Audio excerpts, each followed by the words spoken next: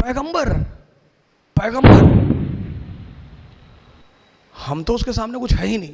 पैगंबर, मालिक का सीधा हाथ उस आदमी के सर पर।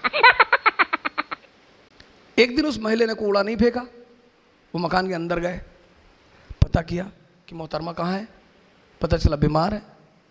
गए, हालचाल पूछा, कहा मालिक से दुआ करूंगा कि आप जल्दी ठीक हो जाए।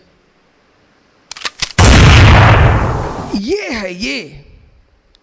हमसे लोग पूछते हैं, मैं मेडिवल इंडिया पढ़ाता हूं, लोग मुझसे पूछते हैं इस्लाम इतनी ऊंचाई पे कैसे था, मुसलमान इतनी ऊंचाई पे कैसे थे। स्पेन से लेकर चाइना सी, कैस्पियन से लेकर हिंदुस्तान, पूरे इलाके में मुसलमानों का कब्जा। क्यों?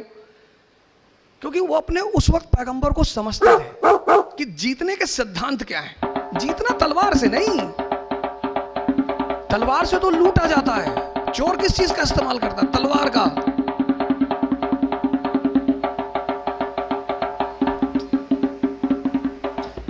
ये मैसेज है, मैसेज। ये कुछ कविता लिखा करती थी। उन दिनों में कविताएं लिखकर ही प्रतिकार किया जाता था या अपनी बात रखी जाती थी। तो ये मोहम्मद साहब के बारे में कुछ कविताएं लिखती थी जो उन्हें पसंद नहीं आई। तो उन्होंने कहा कि कौन है जो मुझे इससे निजात दिलाएगा। तो उनके आसपास और बहुत भले लोग हुआ करते थे। तो उनमें से एक आदमी था, उसने कहा कि मैं इसका काम तमाम करूंगा।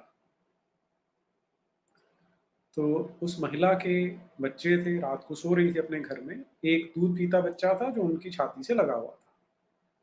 तो पैगंबर मोहम्मद साहब का ये जो चेला था, उन्हीं जैसा था, अच्छे चरित्र वाला।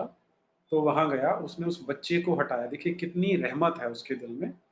और फिर तलवार लेके उस महिला की छाती में मार दी और पूरी अंदर तक धंसा दी कि वो जो मंजा था, जो बिस्तर था, जो चारपाई थी, जो खाट थी, उसी पर वो फिक्स हो गई और मर गई।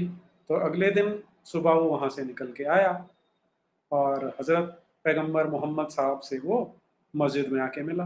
अब मस्जिद में तो अच्छी अच्छी बातें ही होती हैं। तो उसने कहा कि मैंने उसे मार तो दिया है आपके कहने पर, लेकिन अब कोई बवाल तो नहीं हो जाएगा।